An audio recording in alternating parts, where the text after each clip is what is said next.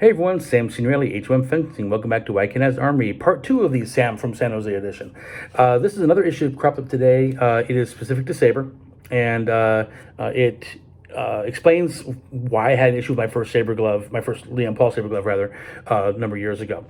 So if you have either a lame, Sabre lame, or a Sabre glove with the ultralight material, the kind of brown gold material, it's really smooth and shiny when it starts out, and you use that with a glove or lame of similar material, no issues.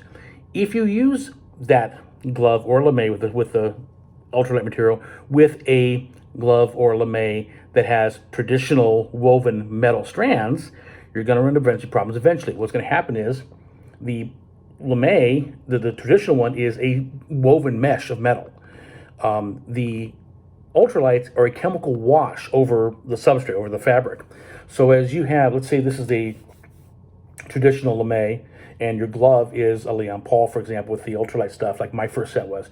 And after a while, what happens? You push it, pull around, and the traditional material starts rubbing and abrading on the ultralight stuff, and then it rubs off all the connective parts, which is why the inside of my Leon Paul cuff went dead twice. After I patched it with the same material, went dead again. And now I realize what happened. It simply scraped all the chemical wash off. There's no connectivity. There's no saving it at that point. So if you have dissimilar fabrics on a Sabre lame and Sabre glove cuff, be ready for it. Be aware of it.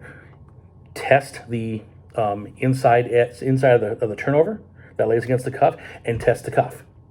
And the moment that starts going, you have to patch it if you can, get a new item, or do something to minimize the wear and tear. Or else you're going to have no connectivity. Hit to the wrist won't register.